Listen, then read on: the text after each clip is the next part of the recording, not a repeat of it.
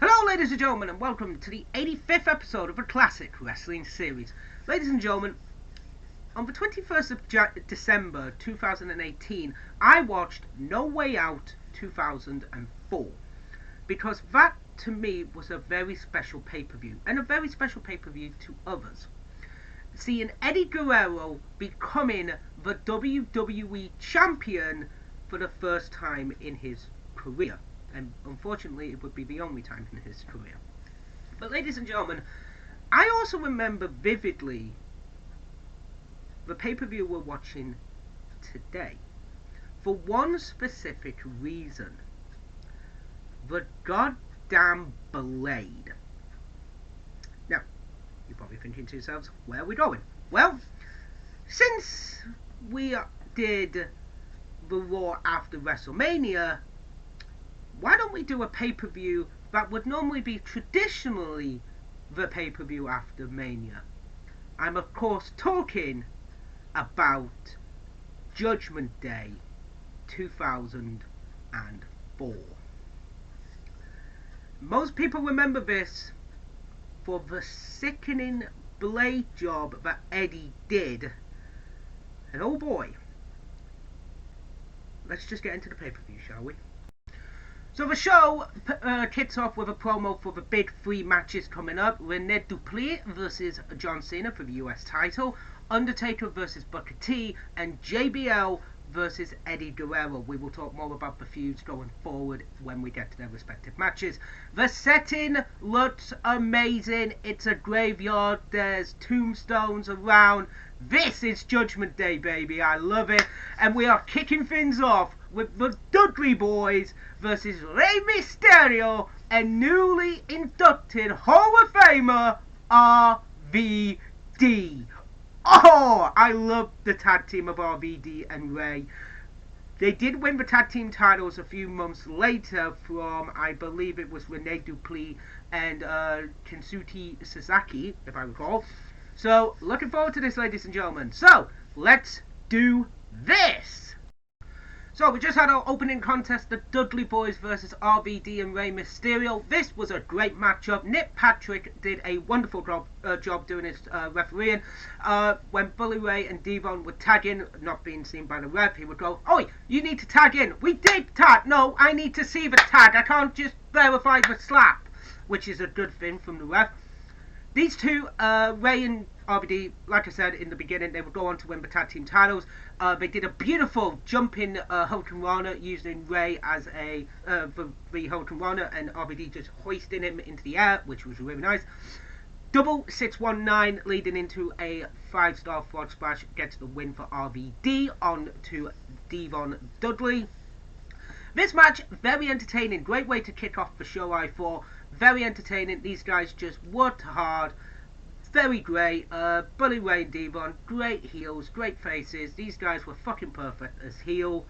And, you know, they got the beat down on RVD, then they beat down Rey, and then Rey and Mysterio were able to get back into it and win the match. So, yeah, it was very entertaining, guys. So, let's carry on with our next segment and match, and I believe we are going to have Josh Matthews talking to Booker T, and we'll see our next matchup. So we just had a Booker T promo, then we had Kurt Angle coming out, basically with the Booker T stuff I'll talk about when Booker T versus Undertaker is about to happen. Kurt Angle comes out and basically says to Tori Wilson that if she doesn't win a match with against Dawn Marie, she will lose her job. They've been in a feud, Tori Wilson and Dawn Marie, over Al Wilson, Tori's father, not husband, you idiot. It was a lackluster thing, no offense. I wasn't a fan of it back then, I'm not a fan of it now. It was just the storyline going into it, that's all. But we did have Tori Wilson versus Dawn Marie. Not the strongest match in the world, but it was okay.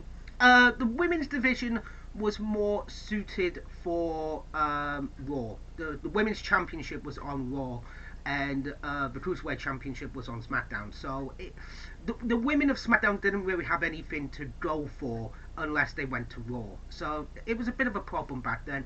Tori Wilson wins with a backslide, which looked okay. It did look good, but not the strongest match. I do apologize about that, guys.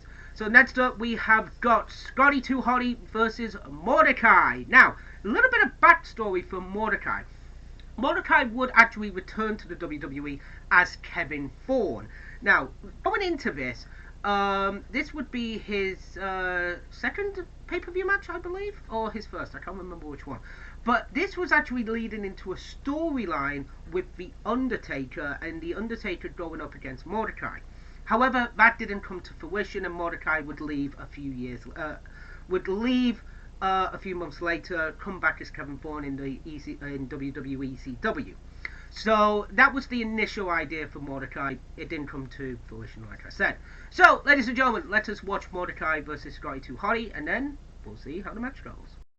So we just had Mordecai versus Scotty 2 Hotty, and this was basically just a squash match. Scotty did get some offense in, but not enough. This was basically to get over Mordecai as this badass heel who would do anything. Beautiful way he used the turnbuckle to grab Scotty's arm and head at the same time and pull it back. That was impressive. But using the crucifix bomb as a pin for the win, very entertaining actually. But again, this didn't really lead to the main story of Undertaker versus Mordecai, which I believe was going to go down at either Survivor Series or SummerSlam. I could be wrong on that. But it was an impressive debut. This person was good. So much so that a few years later, about four to 5 years later, he would come back as Kevin Thorne. But again, it's always that what if moment. What would happen if he did face The Undertaker? It's kind of a big thing. Do apologize about that, guys. But at the same time, you have to understand that not everything works out. But I have to admit, the guy did look impressive, and he did look intimidating with his white robe, his logo. It looked good. It just didn't go anywhere. That's the problem. So now we've got Chubby, Guerrero Jr. and Sr. talking about the Cruiserweight Championship matchup with Jacqueline. So we will see that later, and well, let's get to our next matchup. So before the build-up for the Cruiserweight Championship matchup, which is Chubby Guerrero versus Jacqueline, we'll explain that in a moment. Very entertaining between the two of these guys. These two will play off very well. Jacqueline gives Mr. Guerrero a gift, which is lingerie, to be like, if since you lost to a girl, you might as well dress like one. Today, not particularly per se, but at the time, a lot of people did find this funny. But there are people who do dress like this, and to each their own. But at the time, it was made to be a bit of a joke. Not very, very good, I think, personally. Guerrero Sr., who is obviously Eddie's brother, holding the lingerie, just being like, well, this actually might fit him. And Chubby just goes, hey, get your mind in the game, which I thought was funny. But ladies and gentlemen, we have Rico and Charlie Haas with Jackie versus, I believe it's Hardcore Holly and Billy Gunn for the tag team titles. Now, Rico was a flamboyant character. I did enjoy the character. I think it was very entertaining. With Jackie and Charlie Haas, I actually did forget that these guys were the tag team champions because they worked really well together, I thought. As a makeshift tag team, you don't really get that to a degree. And Hardcore Holly just walking on the stage. There's a runway, and Charlie and Hardcore just walks on it and just goes, yeah, I do this, fuck you all, and just walks off. Brilliant, love it. But yeah, let's watch this matchup. These are two makeshift tag teams, two singles competitors merged into a tag team. But I did enjoy Rico and Charlie Haas as a tag team. You got Charlie Haas, who is just a fucking great professional wrestler, and Rico, who is the flamboyant, characteristic, who will still kick your ass, who is actually now a police officer in the Las Vegas area. So let's watch this match, shall we?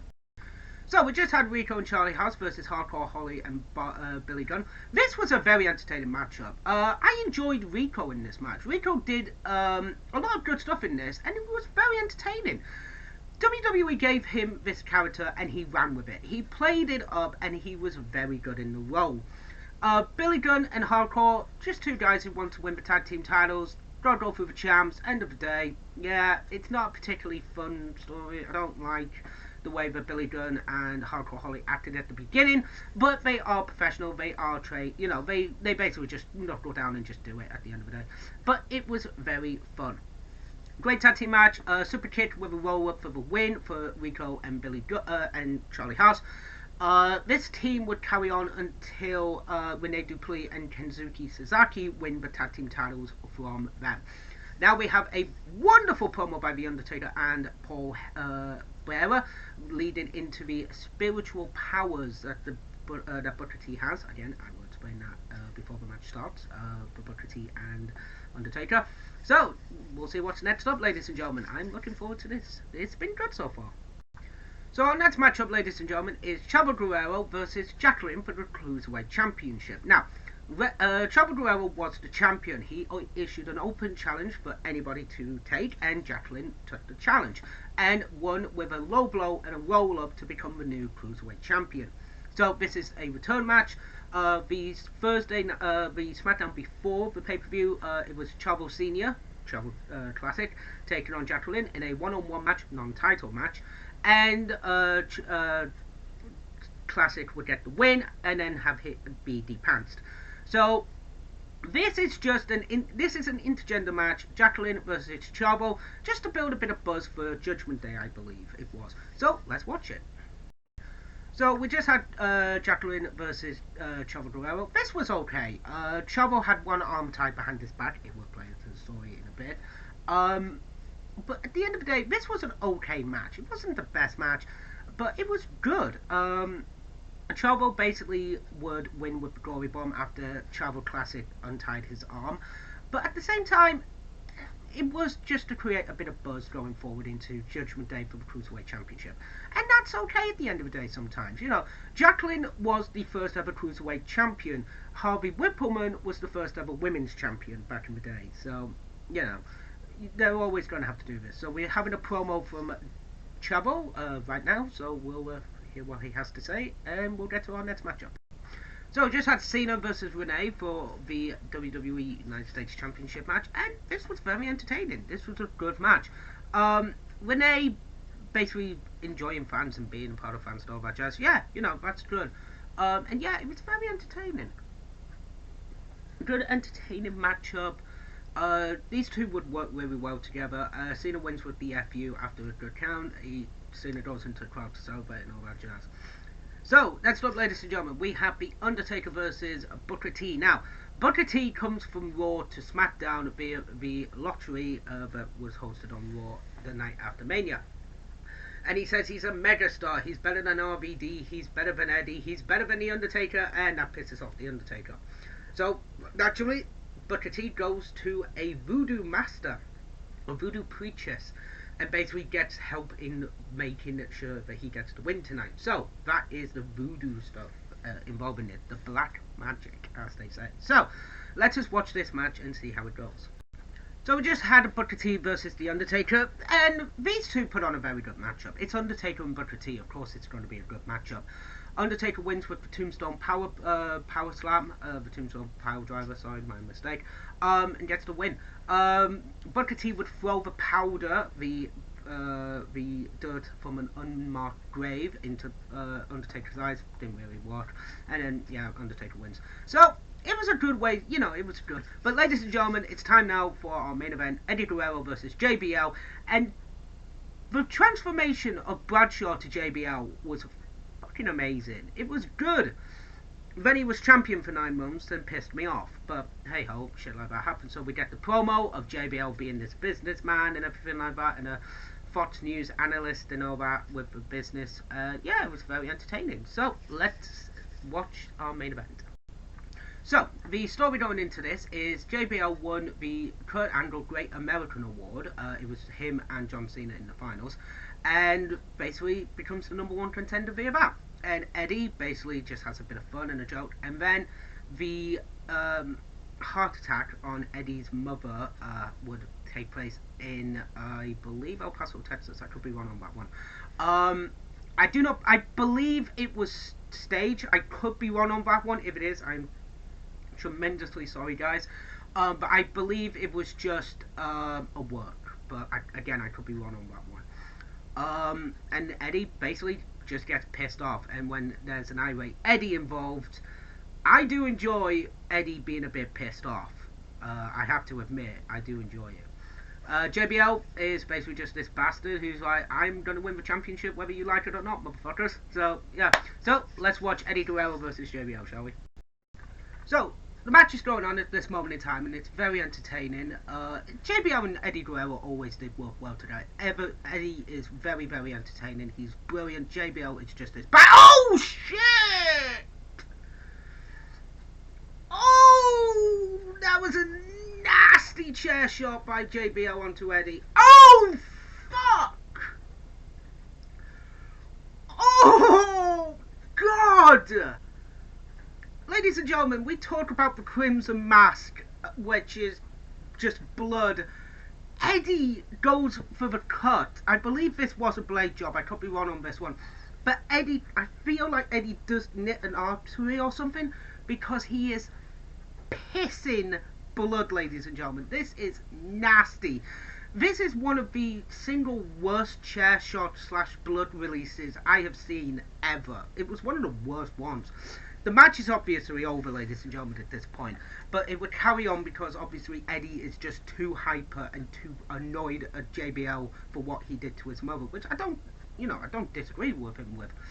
But this match, oh, the blood, it looks, I mean, JBL's hat is covered in blood, the ground, there are pools of blood.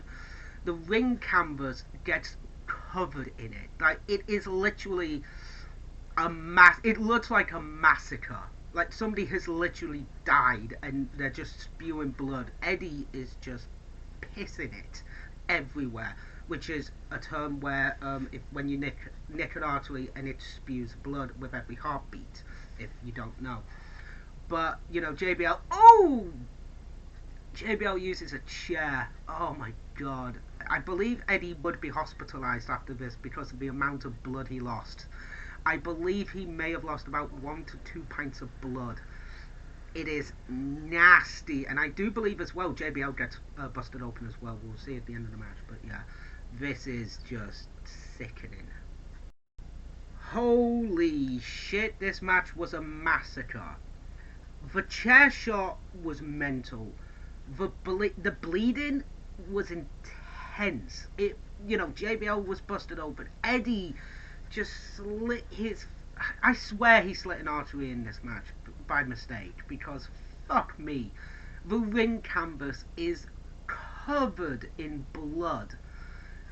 Eddie's face looks a complete mess, and amazingly, these two would go on again to face off at the Great American Bash in a Texas bull rope match at the Great American Bash 2004, which is nuts to think about, ladies and gentlemen.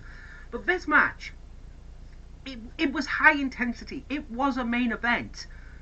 But the blood, fuck me. I couldn't watch this when I was a kid. Like I say, I had the VHS tape. So this is what I saw.